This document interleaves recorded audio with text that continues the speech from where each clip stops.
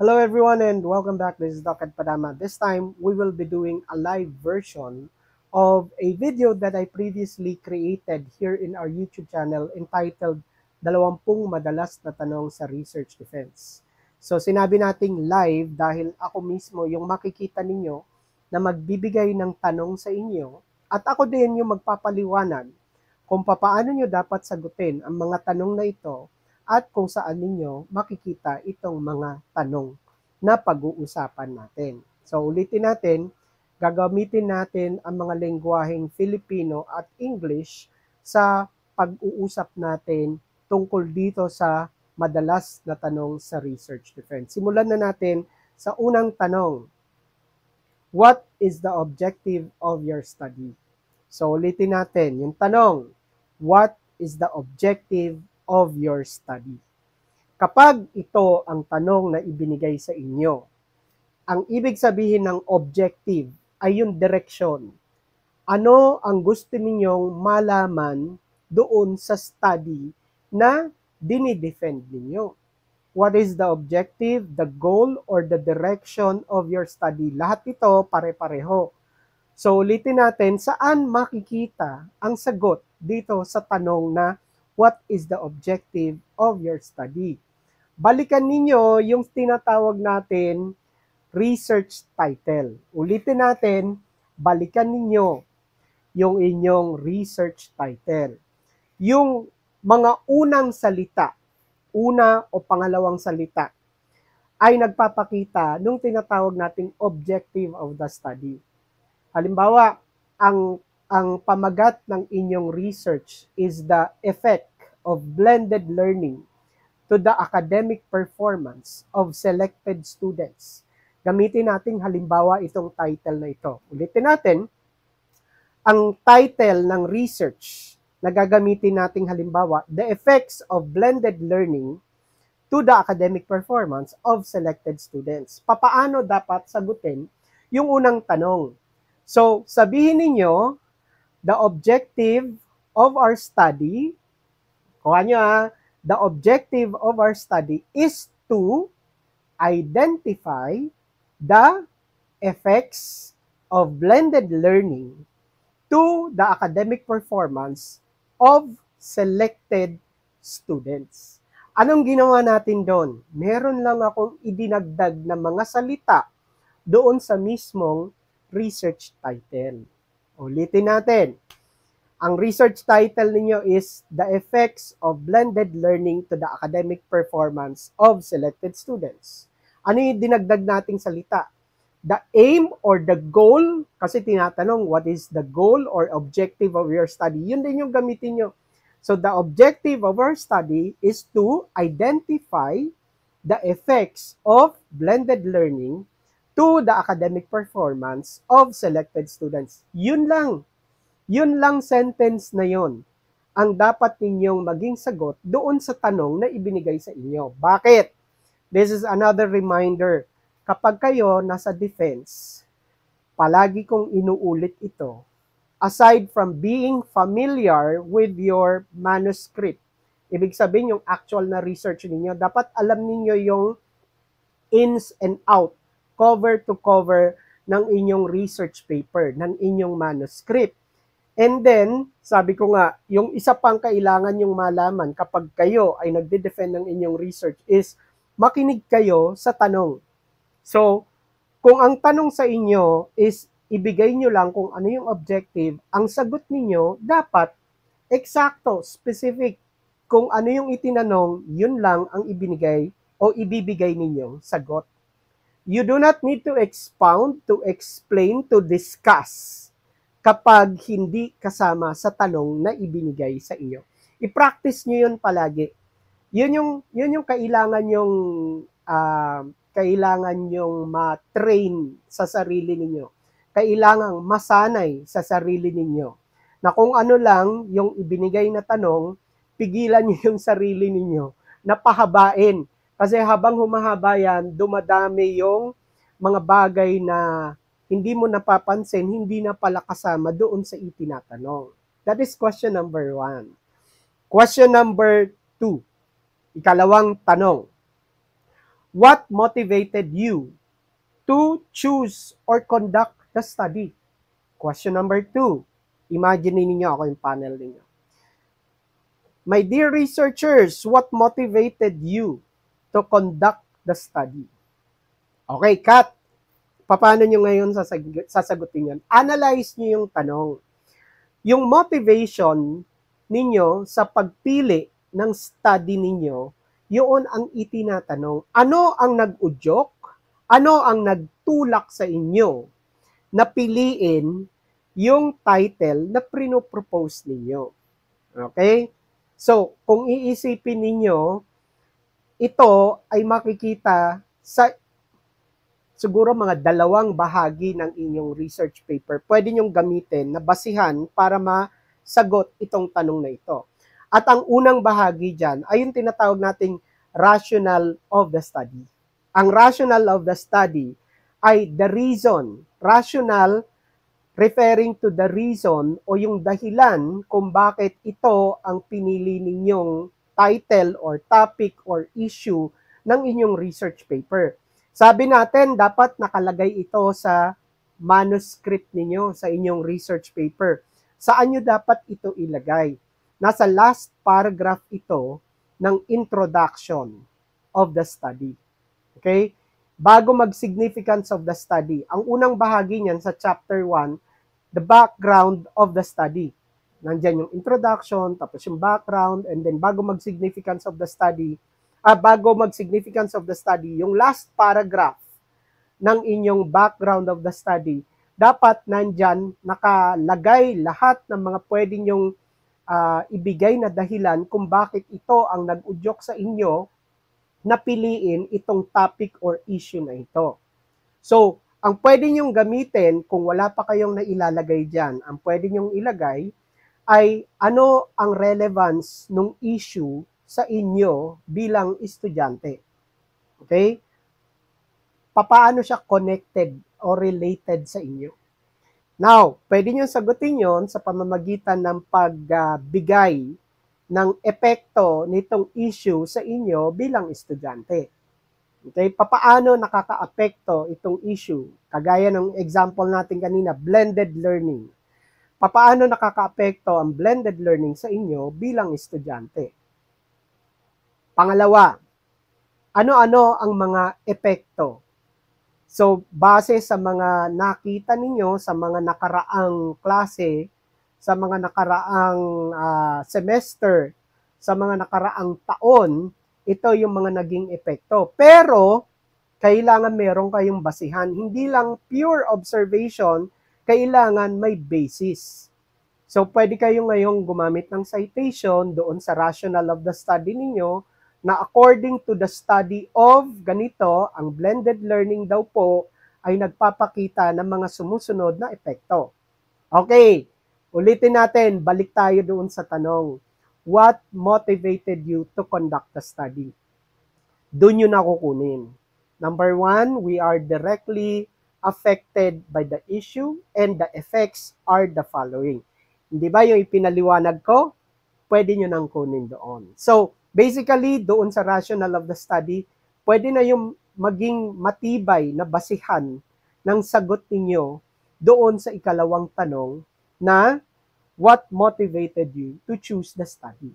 Okay? Question number 3. Ikatlong tanong. What will be the contribution of your study to the existing body of knowledge? Ulitin natin, imagine ninyo ako yung panel ninyo.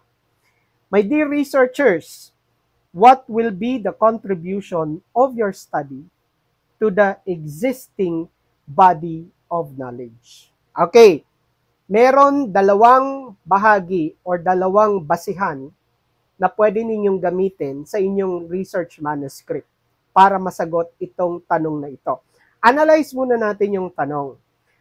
Ang tanong niya, ano ang maidadagdag ng inyong research doon sa kaalaman na meron na ngayon? So, ibig sabihin, ano ang bago?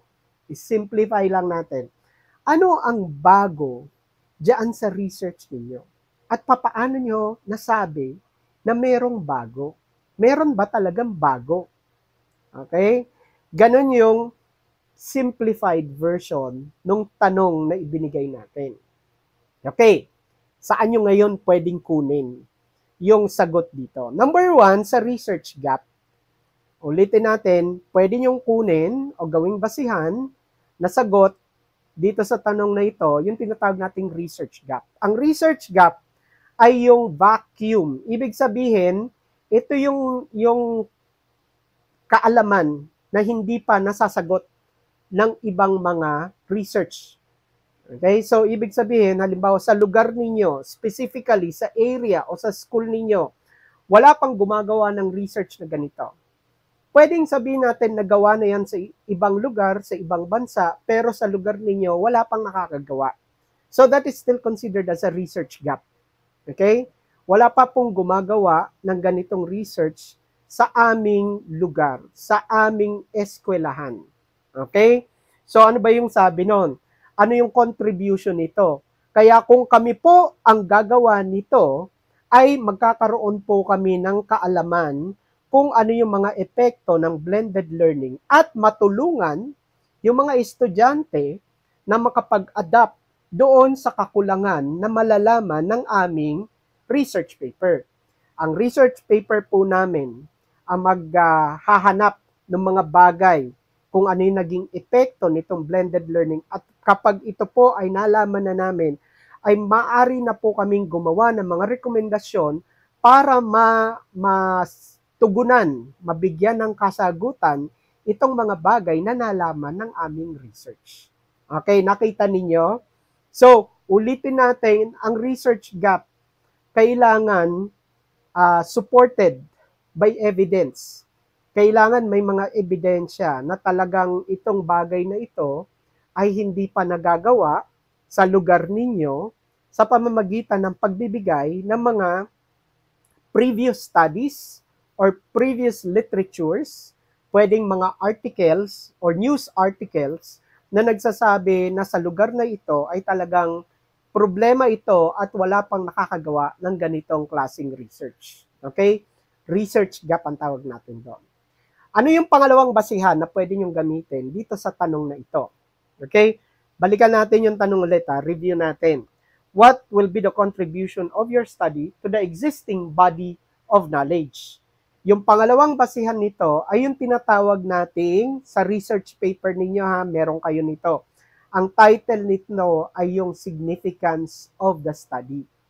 Significance of the study. Ano ang laman ng significance of the study ninyo? Ito ay naglalaman ng mga benefit ng inyong research sa iba't ibang tawag natin beneficiaries. Okay? Ano ang makukuha ng mga beneficiaries na ito doon sa inyong research paper? Okay? So, pwede nyong gamitin yon. It is in line, it is aligned with the research question that was given to you. So, ano ang gagawin ninyo? Basahin nyo lang. Sabihin nyo muna, magkaroon muna kayo ng introductory statement. So, sabihin nyo, another contribution of our study will be on the following. To the teachers, babasahin nyo na yon sa significance of the study. To the teachers, they will be able to, ganito, adapt to different strategies related to blended learning. Nasa significance of the study yon. Another, for students, they will be able to cope up with the difficulties of ganito during blended learning. Ulitin natin, lahat ng yan, babasahin nyo lang, lagyan nyo lang ng pangdugtong lang ng introductory statement. Tapos i-relate niyo doon sa significance of the study na nakasulat na dapat sa inyong research paper. Okay, that is question number 3. Question number 4. Is there an existing research gap? Ulitin natin. Kunyari, ako yung nagtatanong sa inyo, my dear researchers, is there an existing research gap? If you're going to analyze the question, itong tanong na ito is only answerable by yes or no. Ito yung sinasabi ko sa inyo kanina. Pakinggan ninyo kung ano yung tanong.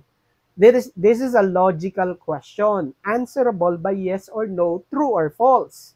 So, tinatanong sa inyo, meron bang research gap yang inyong proposal, yang inyong research paper? The answer is yes.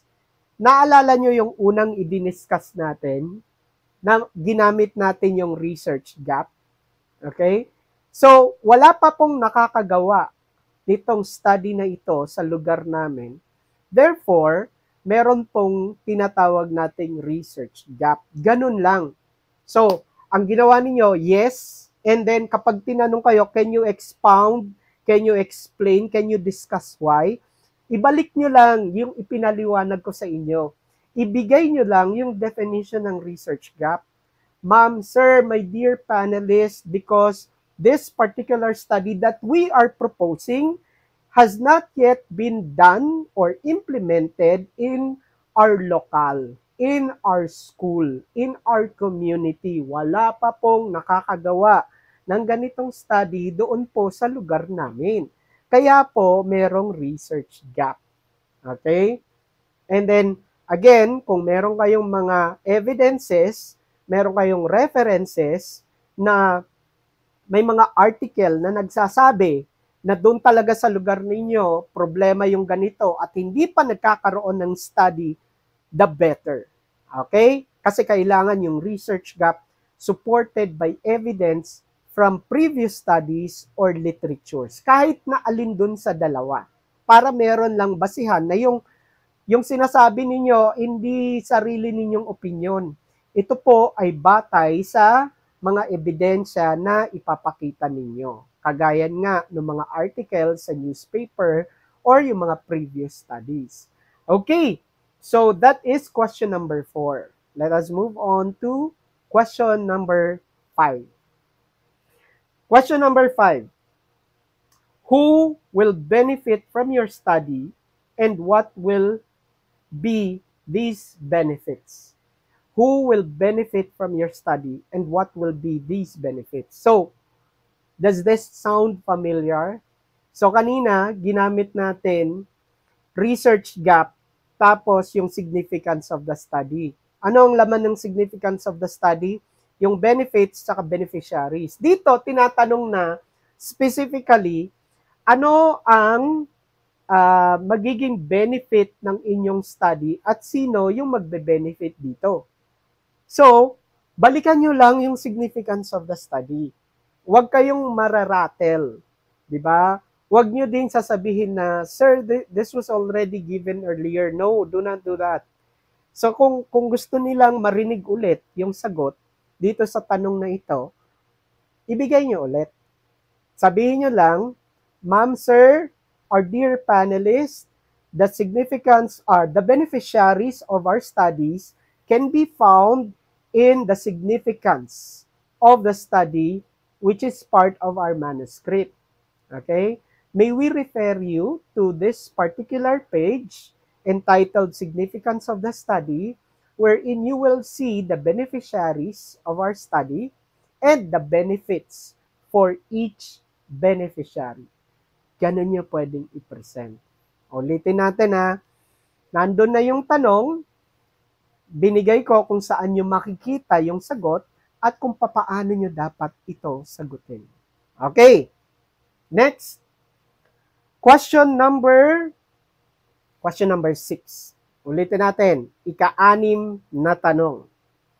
What is the background of your study? Ulitin natin.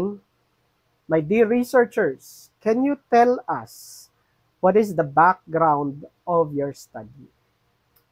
The background of the study, papaliwanag natin, should contain yung tinatawag nating context of your study. Konteksto. Pag sinabing background of the study, sino yung mga involved, sino yung mga affected doon sa study ninyo, saan gagawin yung study ninyo. Okay? There is a thin line differentiating yung introduction tsaka yung background of the study. Pero ang palagi nyo lang isipin, kapag ang itinanong sa inyo ay background of the study, ito yung konteksto. Sino-sino yung mga apektado, saan gagawin yung inyong research, at ano yung pwedeng maging epekto nito. So, ito ay pwede pa rin mag-appear doon sa introduction. Ang introduction kasi, ang laman yan, ipinapakita na ninyo yung problema, kaya nga siya introduction, ini-introduce ninyo yung issue na inyong iimbestigahan. Ano yung issue, i-introduce ninyo, i-define ninyo, ibibigay nyo yung effect ng issue, yung apektado ng issue. Yung background of the study, specific na. Sabi natin kanina, di ba, sino yung apektado? Halimbawa, lahat po ng grade 7 students of ganitong eskwelahan. Specific na siya. So, yung introduction, parang general pa. So, sinusundan pa rin ito yung deductive method ng pagsusulat. Pagdating sa background of the study, nagiging specific na. Specific na mga naapektuhan, na mga respondents, na mga epekto, tapos yung lokal, saan gagawin, yun yung background of the study ninyo. Okay? So, anong gagawin ninyo? Basahin ninyo, pumunta kayo doon sa part ng inyong manuscript na makikita sa chapter 1, which is supposed to be the introduction and background of the study, which is the first part of chapter 1.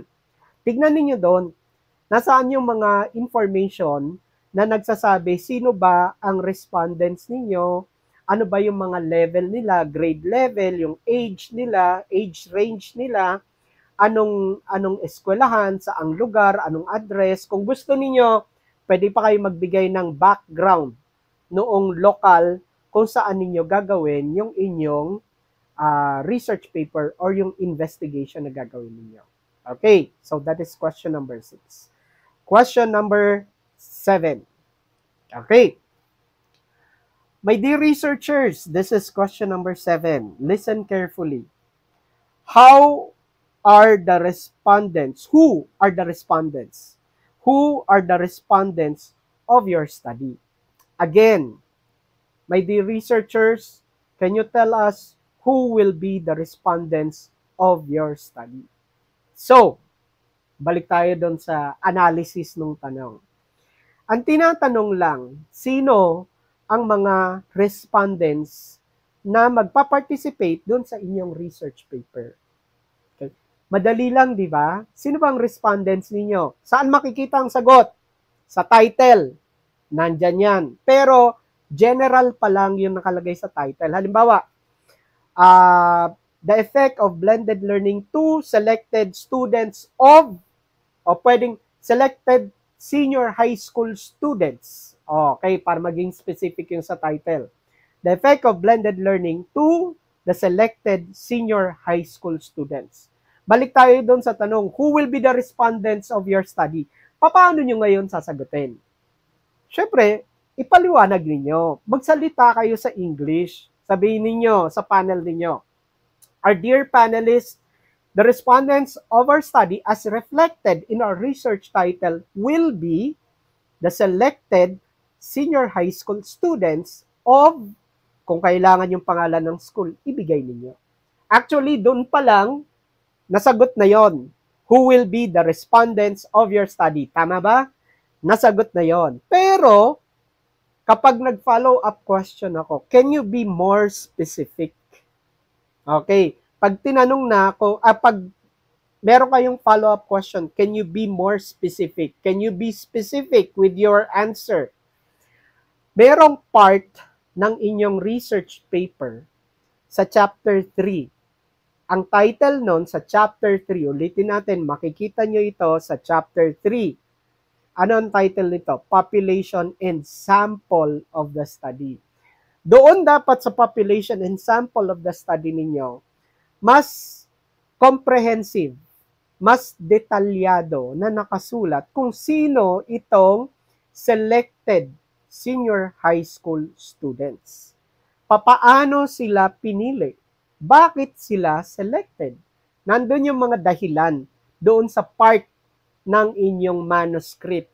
Ito ay makikita o dapat makita sa population and sample of the study ng chapter 3.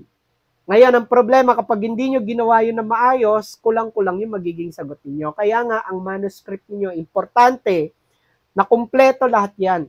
Lahat ng detalye, lahat ng information na kailangan, dapat na isulat na ninyo. Bakit?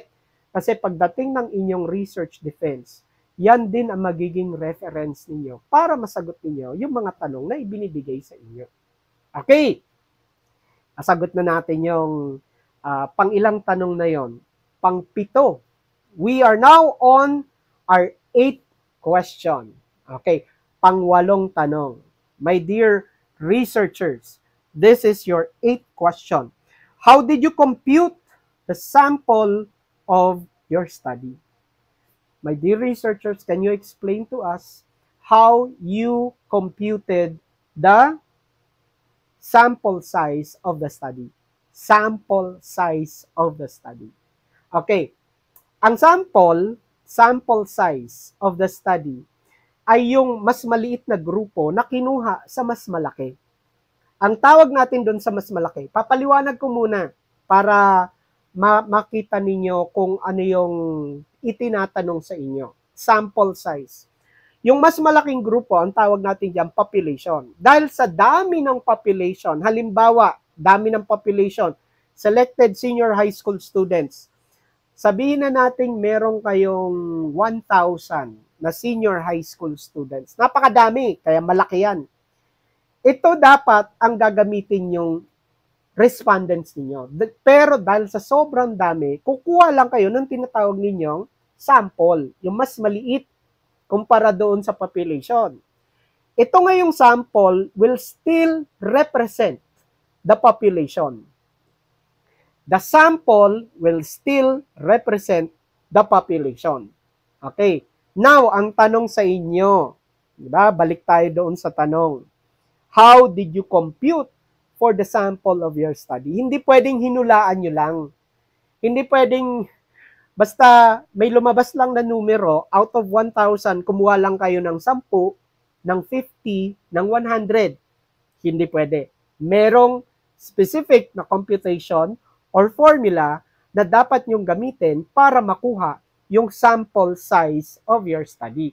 Kayo na ang bahalang mamili kung alin dito sa maraming formula na available ang gusto ninyong gamitin. So halimbawa, ang ginamit ninyo ay Slovenes at lahat ng condition ng Slovenes ay present naman at ginamit ninyo, ipaliwanag ninyo na we used Slovenes formula in order to compute for the sample size.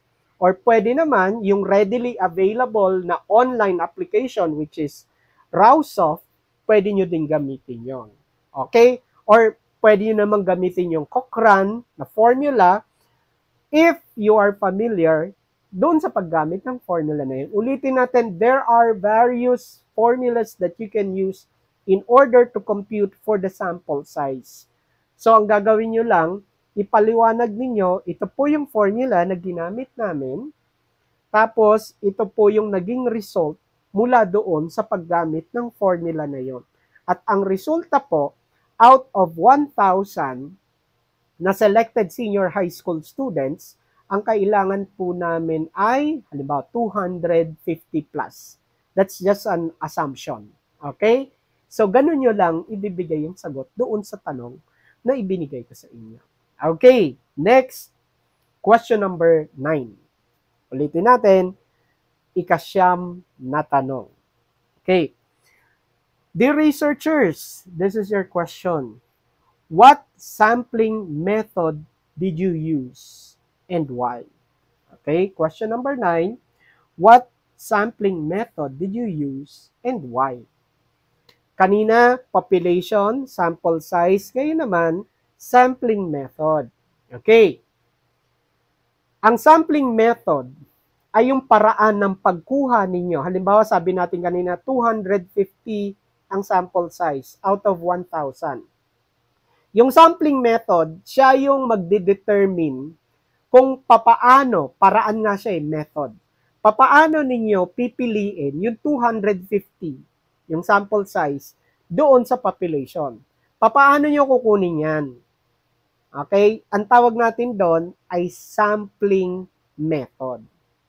Kapag ganito, ang inyong research, nag-compute kayo ng inyong sample size, ang gagamitin yung sampling method ay yung probability. Probability sampling. Okay, so maraming paraan ng probability. Yung pinaka-common na malamang naririnig nyo rin ay yung random sampling or simple random sampling. So meron ding iba't ibang variation ng random sampling. Meron ding stratified simple random sampling. So kapag sinabi natin yung root word niya, random sampling, yung 250, kailangan random nyo kukunin, pipiliin doon sa 1,000. So pwede nyo gawin na parang draw lots, fishbowl, lahat ng pangalan ng 1,000 isusulat niyo, tapos doon sa listahan na yon, pipili kayo ng 250. Ang tawag natin doon is random sampling method. So, balik tayo doon sa tanong, what sampling method did you use and why? So, paano nyo sasagutin? Ma'am, sir, our dear panelists, the sampling method that we use is random sampling or simple random sampling. Why? Because this is appropriate according to the definition of, magbigay kayo ng citation. Kunin niyo yung definition ng random sampling. Tapos, basahin niyo yung definition niya. Actually, lahat naman yan is appropriate doon sa research na gagawin niyo. Just as long, I mean, madali nyo ma-identify kung appropriate doon sa research na ginagawa ninyo kapag nakita nyo na yung definition. Kaya pinapabasa ko sa inyo, basahin yung definition. Convenience, hindi convenience sampling convenience din can also be another reason kung bakit ito yung ginamit niyo. Ito yung madali at yung accurate at appropriate na sampling method na pwede po namin gamitin sa research na ginagawa namin according to the definition which is reflected in our manuscript. Okay, so that is question number 9. Question number 10. Okay, listen to your next question, my dear researchers. What ethical considerations did you implement? Question number 10. Can you tell us the ethical considerations that you implemented in your research? Okay, merong part ng manuscript ninyo, ethical considerations, which is supposed to be located in chapter 3, kung saan nakalagay yung mga bagay na kinonsider ninyo para maprotektahan ang inyong respondents. Okay? Ang purpose ng ethical considerations is number 1, yung foremost na relevance ng ethical consideration ay maprotektahan yung inyong respondents. Lalong-lalo na kung ang inyong research, yung issue na iniimbestigahan ninyo ay sensitive. So, ano-ano itong mga ethical considerations? Number 1, confidentiality. So, inassure ninyo, pwede nyong sabihin, inassure ninyo, confidentiality so, nasa manuscript ninyo yun, number 1, confidentiality, tapos anong definition ng confidentiality, tapos ipaliwanag ninyo. Ma'am, sir, our dear panelists, we implemented confidentiality wherein, ipaliwanag nyo na, we assured the respondents that we will protect their identity and will not divulge their any information relevant or related to their identity. Okay, isa yun sa example na pwede nyong gamitin doon sa issue na tanong, sa tanong na ethical considerations. And then, another issue or ethical consideration na pwede nyong i-discuss ay yung consent. You were able to get the consent of the respondents when you implemented the study. And then, ganun din ulit yung proseso. Ano yung definition ng consent? And then, after that, ipaliwanag ninyo kung paano nyo in-implement ito doon sa inyong research paper. Paano nyo ipinaliwanag sa respondents? Paano nyo kinuha yung consent sa mga respondents ninyo? So again, this is how you answer this particular question. Okay. Question number 11. Question number 11. Okay. What theory did you use and discuss the reason why you chose this theory? My dear researchers, again, this is your question. What theory did you use and discuss the reason why you chose this theory? Lahat ng research, lalong-lalo na quantitative research, meron tinatawag na theory. Ano ang purpose ng theory ninyo o ng research theory ninyo? Itong mga theory na ito ay basehan ng mga susunod na bahagi ng inyong research paper. Isa sa pwedeng pagbasihan ng inyong statement of the problem ay yung mga tinatawag nating domains or area ng theory. Ito ay makikita at kinukuha doon sa theory. Yung konsepto na pwede nyong gamitin ay pwedeng maging basihan yan ay yung theory. Yung proseso na pwede nyong gamitin doon sa pag-i-implement ng inyong research ay pwede manggaling doon sa theory ninyo. Okay? So this is the relevance of the theory to your research. So kung ang ginamit ko ay theory at ito ay ang naging basihan ng aking statement of the problem, makikita nyo kung ano yung relationship ng theory at ng SOP ninyo. So, kapag tinanong kayo, anong theory ang ginamit ninyo at discuss the reason why you chose this theory. Example ng theory para specific. Ang ginamit kong theory ay yung tinatawag kong MI theory or Multiple Intelligences Theory by Howard Gardner. So, anong gagawin ko? Ipapaliwanag ko yung theory by introducing the theory. The theory that we used, ma'am, sir, is the theory of Howard Gardner entitled MI theory or Multiple Intelligences Theory. So, pinakilala ko na yung title, yung author. Susunod na gagawin ninyo, ipakilala ninyo o ipaliwanag ninyo kung ano yung idea ng theory. Ano yung idea ng theory?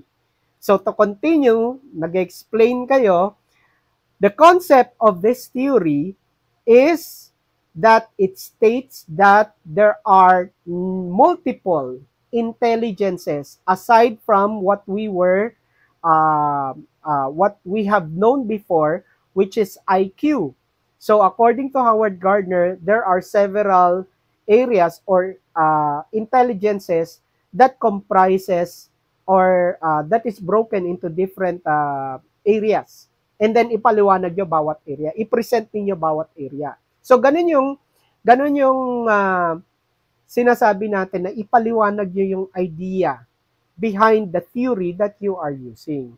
Okay, and then yung second part ng tanong, discuss the reason why you chose this theory. Ipaliwanag nyo ngayon yung relevance ng theory doon sa research na ginagawa ninyo. So, multiple intelligences theory. Ang laman nito ay meron daw iba't ibang klase ng intelligences ang bata. So, sa study na ginagawa ninyo, gusto nyong malaman kung saang area ng intelligence nag-e-excel yung mga estudyante.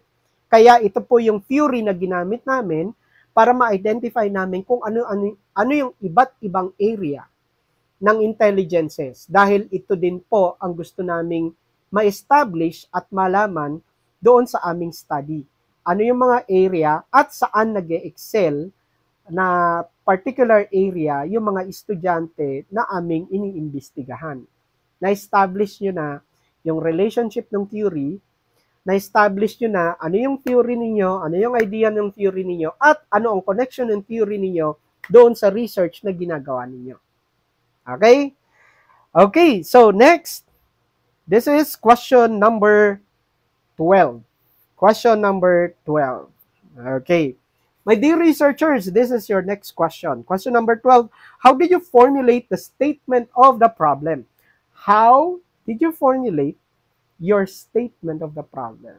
Nakita nyo, doon sa tanong na kasasagot lang natin ngayon, statement of the problem. So, kung ang statement of the problem ninyo ay ibinase ninyo doon sa theory ninyo, pwede nyo na kagad maging sagot yon. Aside from that, meron pa. Okay? So, paano nyo sasagutin? Our statement of the problem was anchored or based on the theory of Howard Gardner, which is multiple intelligences, where we use the different domains of intelligences reflected in our SOP. Yun din yung pinaliwanag natin kanina. Pero, itinanong, di ba? Pero ganun din. Kung ano yung tanong ng previous, parang pwede nyo ulit gamitin dito sa tanong na papaano nyo binuo yung statement of the problem ninyo. So, number 1, sabi natin, our SOP is anchored and based on the theory of Howard Gardner, which is entitled Multiple Intelligences, and these are reflected in our statement of the problem. Okay, that's 1. Ano pa yung isang basehan, sir? Pwede nyong gamitin yung research title ninyo. Yung research title, paano? So, ganito nyo sasagutin.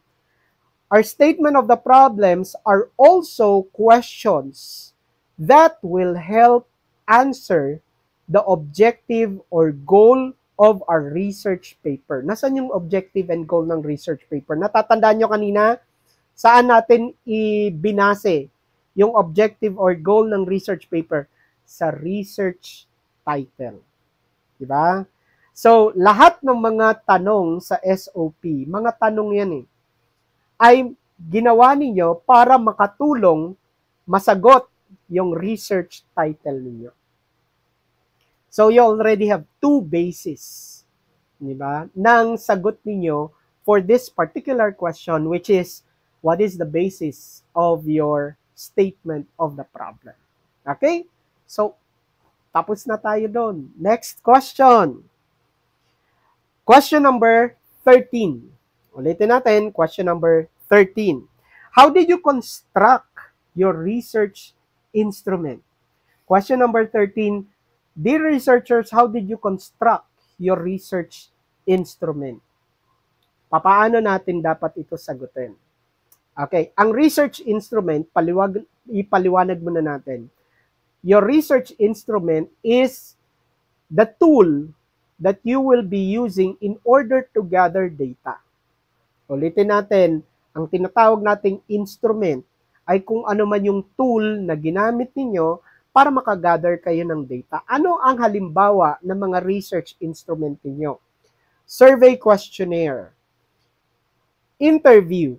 Okay, so these are a sample of instruments that you usually or commonly use kapag kayo ay nag-gather ng data while conducting your research paper. So, ang tanong, papaano nyo ginawa, papaano nyo binuo itong research instrument niyo?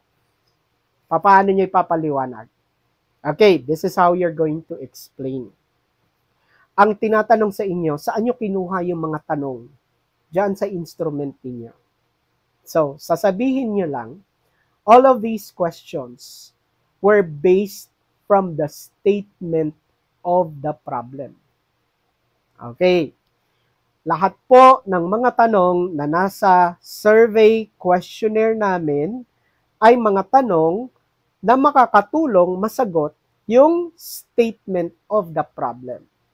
So, in summary, the instrument should be based on the statement of the problem. So, halimbawa sa SOP, meron kayong 3 tanong. Meron kayong tanong na i-correlate ninyo yung demographic profile ng teachers doon sa kanilang research, sa mga training and seminars na na-attend nila. Okay? So, unang SOP, what is the demographic profile of the teachers in terms of years of service, rank, at kung ano pa. Sa research instrument ninyo, dapat naka-align yan. Kung tinatanong, what is the demographic profile of the teachers in terms of rank and years of service, sa instrument ninyo nakalagay demographic profile. O, lagay nyo na dyan. Tapos, pangalan, optional. Okay? Isa yan sa ethical considerations. Hindi nyo pwedeng pilitin na isulat yung pangalan nila. Number 2, rank. Susunod, years of service. So lahat yan yung sinasabi ko kanina, binabanggit ko kanina, na dapat lahat ng laman ng inyong instrument ay naka-align sa SOP number 1. Okay? Not unless meron pang ibang iba pang domains or area, yung SOP1 nyo na may kinalaman sa demographic profile, dapat nakalagay din yan sa instrument niyo. Okay, halimbawa, SOP number 2. What trainings or skills development were done during ganito ng mga teachers in terms of, tapos sa kanyo ilalagay na naman yung mga domains. Sa instrument niyo dapat naka-reflect ulit yan. So, halimbawa, tinatanong dito sa SOP, number of seminars attended, numbers of trainings attended, number of colloquiums attended, number of speakership or resource person. So, lahat yan nandun sa SOP number 2. Doon sa instrument niyo dapat naka-reflect din yan. So, meron lang option yan. Halimbawa, seminars attended, tapos lalagay nyo dyan. May mga option, may mga choices sila. Trainings attended, tapos may options sila dyan. So, nakikita nyo, dapat yung instrument ninyo nakabase, naka-angkla, naka-align doon sa SOP ninyo. Okay? Ganun nyo ipapaliwanag yung construction ng research instrument na ginamit ninyo. Okay? Next question. Question number 14. Question number 14. Okay. How did you gather your data? Dear researchers, can you discuss to us how you gathered your data? Kasi doon sa tanong na how, kailangan mag-discuss na kayo. How did you gather your data? Discuss. Ikwento ninyo, inarrate ninyo. Saan makikita yan? Meron kayong part ng manuscript na ang tawag is data gathering procedure. Data gathering procedure. So, sisimulan nyo yan sa kung paano nyo ginawa yung instrument niyo, creation of the instrument, validation of the instrument, yung pagkuha ng permit para mag-conduct ng research, ikukwento nyo lahat yan. Ganun lang gagawin niyo, inanarrate nyo lang. Sir, we first conceptualized the framework, the instrument, and then after formulating the instrument, we validated the instrument. After the validation process, we secured permit to distribute the instrument. After securing a permit, we already distributed the instrument. After a certain period of time, we already retrieved the instrument. Okay? Data gathering procedure yon. Hanggang doon sa retrieval. Hanggang sa makuha na ninyo yung instrument. Ganun lang. Ikukwento nyo lang. Ulitin natin, it is really important that you listen to the question. How? Pag how, ikwento ninyo. Papaano kayo nag-gather ng data? Ganun lang ang katumbas nun sa Tagalog. Okay, next. Question number 15. Question number 15. What are the limitations of your study? Question number 15. What are the limitations of your study, dear researchers? Okay, discuss natin. Ang limitation of your study is different from the term delimitation of your study. Paulit-ulit na din nating pinapaliwanag ito. Pag sinabing limitation of your study, these are the things that were not included. Ang tawag natin dito, exclusion. These are the things that were not included in your research. Hindi kasama sa research ninyo dahil sa mga bagay na hindi nyo kontrolado. Halimbawa, acts of God. Halimbawa, yung mga bagay na natural calamities, yung mga disaster. Dahil doon, hindi nyo na naisama ang mga sumusunod. Okay? So, limitations.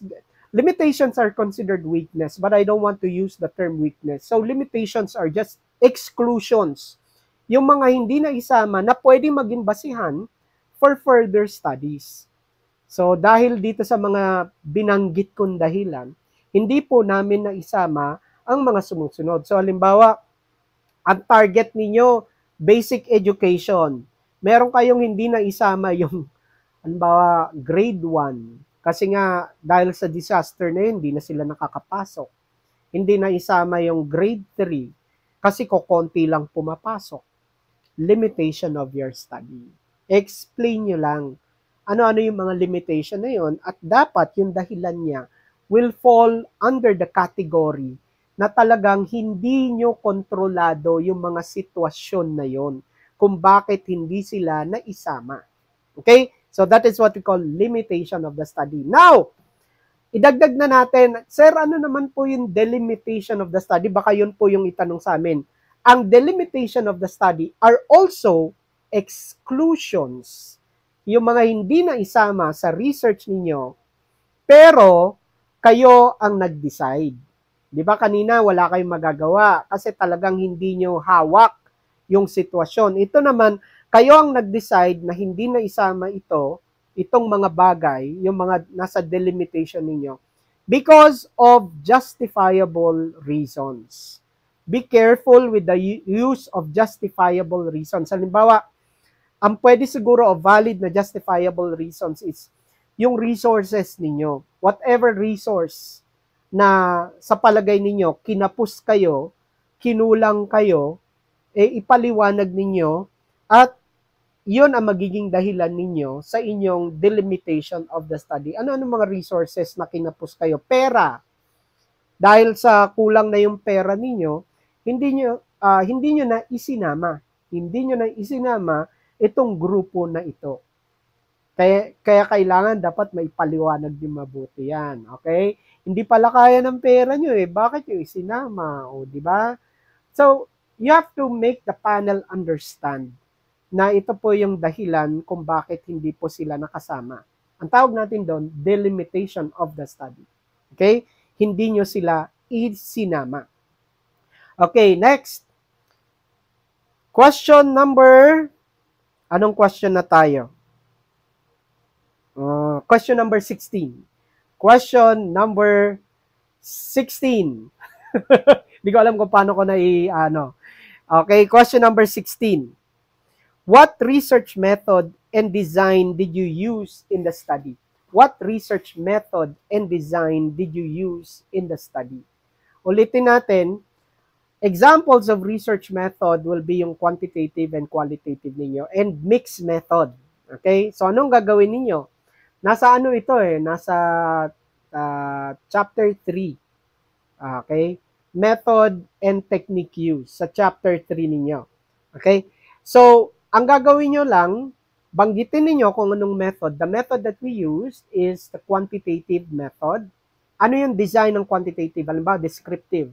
Quantitative, descriptive. And the design that we use is descriptive design. Okay? So, it's quantitative, descriptive. Now, pwede nyong gawin, banggitin nyo yung method, tapos yung definition. According to Creswell, quantitative research is, bigyan yung definition niya. Tapos, yung design, descriptive method, according to Creswell pa rin, is defined as ganito. Now, kapag follow-up question kayo, why did you use this method and this design? I-relate nyo lang, according to the definition, this is used during ganito. And, paano nyo i-relate? Our research is also ganito din yung ginagawa ninyo. Okay? So, ganun nyo lang establish yung relationship ng method at saka ng design na ginagawa ninyo doon sa research na kinoconduct ninyo. Okay? So, that is how you should answer that particular question. What research method and design did you use in the study? So, di ba, hindi naman na tinanong kung bakit. Now, kung tinanong why, yun sinabi ko sa inyo kanina, based on the definition, it also fits with the research that we are conducting. Okay, so dapat may establish nyo yung relationship ng inyong research doon sa method and design ng inyong study. Okay, next. Question number 17. Question number 17. What statistical treatment will you be using in the study? Dear researchers, what statistical treatment will you be using in your study? Reference, pwede nyong gamitin, nasa chapter 3. Data analysis. Analysis and statistical treatment. That's the last part of chapter 3. Ano nakalagay doon? Mga formula lang. So, papaano nyo sasagutin? The statistical formula that we used for this particular study in order to analyze the data are the following. Basahin nyo yung formula. Hindi nyo na kailangan ipakita yung formula eh. Basahin nyo lang yung mga formulas. And that's it. Okay? Ganyan nyo lang ipipresent yung sagot dito sa what statistical treatment will you be using in the study. So, kung i-simplify natin, ano yung mga formula na gagamitin ninyo para dito sa study na ito? So, halimbawa, measures of central tendency, percentage, o kung meron kayong mga ANOVA, chi-squared, sabihin nyo lang. Tapos, kung gusto ninyo, basahan ninyo ng definition. Ano ba yung ANOVA? Ano yung chi-square? Ano yung t-test? Ano yung z-test? Ano yung Pearson R? Hindi ba? And then, i-relate ninyo sa study na ginagawa ninyo. Okay. Next. Question number 18. Question number 18. Dear researchers, to continue, how did you measure the variable in your study? What scale did you use? And is this scale relevant to your study? How did you measure the variable in your study? What scale did you use? And is this scale relevant to your study? How are you going to answer this? Number one, this is only applicable if you are conducting quantitative research. This is only applicable if you are conducting quantitative research. So, yung verbal description ng scale na gagamitin ninyo, halimbawa, the effectiveness of blended learning. Example lang, the effectiveness of blended learning to in teaching mathematics to selected senior high school students. Effectiveness. So, anong scale gagamitin ninyo? Dapat yung verbal description ng scale na gagamitin nyo sa Likert scale. Ang pronunciation yan, Likert scale. Pero marami kayo naririnig Likert scale. Okay lang yun. Kung tanggap na yon ng majority, pwede na yon Likert or Likert scale. So, ang verbal description ninyo sa Likert scale ninyo ay dapat very effective, effective, not effective. Yun yung sinasabi natin. So, paano nyo sasagutin itong tanong na ito? We measure the effectiveness of our variable by implementing a 3-point scale or 3-point Likert scale, which has the verbal description of very effective, effective, and not effective. Ganun lang, di ba? So, my point here is, dapat yung verbal description ng scale ninyo should coincide, should be aligned with your research title. Ang hinahanap niyo sa research title is yung effectiveness eh. Tapos, ang nakalagay sa verbal description ninyo is iba yung description niya. Di ba? So, dapat naka-align siya. Kung effectiveness ito, effectiveness din dapat, yun nandun sa scale ninyo para ma-measure niya yung effectiveness, which is, yun naman ang goal ng inyong research paper. Okay, next. Question number 19. Question number 19. My dear researchers, what are the findings of your study?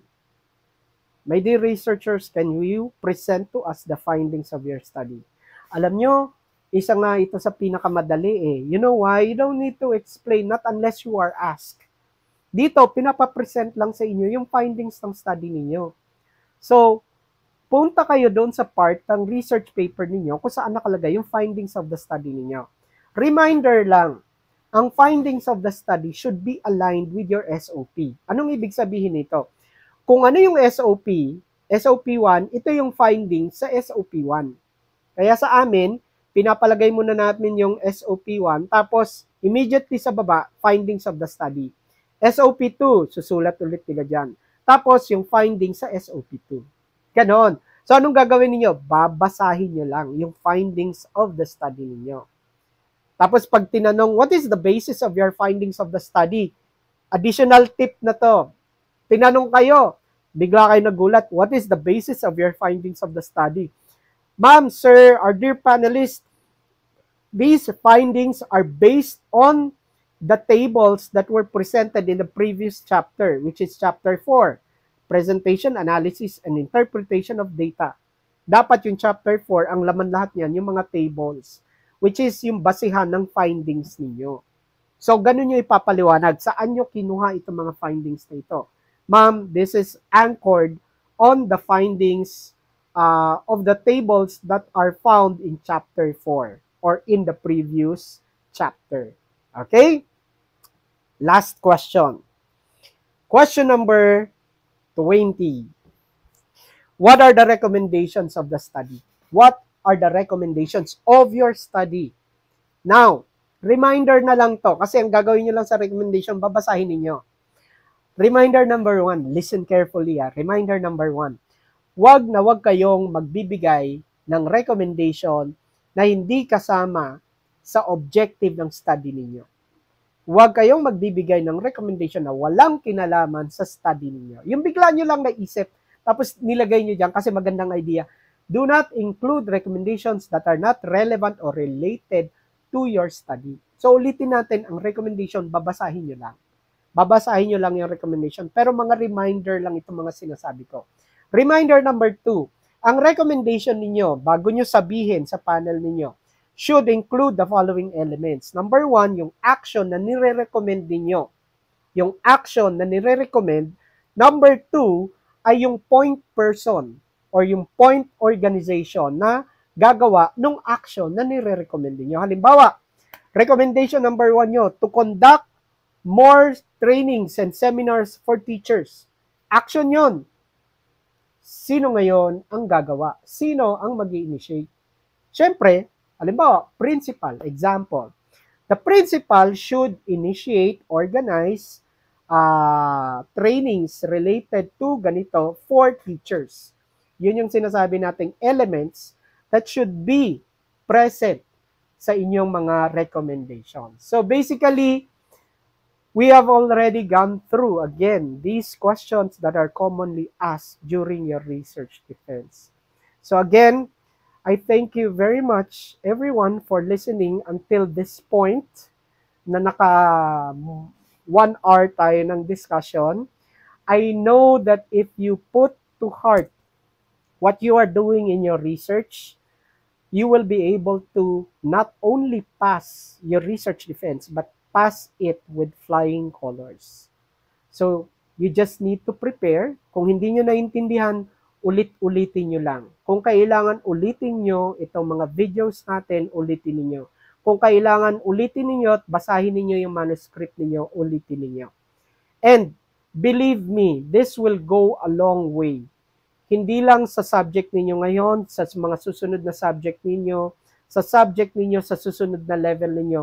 Kahit na nag-work kayo, research will still be an integral part of your skill. Thank you very much, everyone. And again, I am asking your help to please support our YouTube channel at Toket Padama by clicking that subscribe button and click that notification bell to alert you when a new video has been uploaded. Thank you very much, everyone. I really appreciate all of your help and enthusiasm. Keep learning. Stay safe.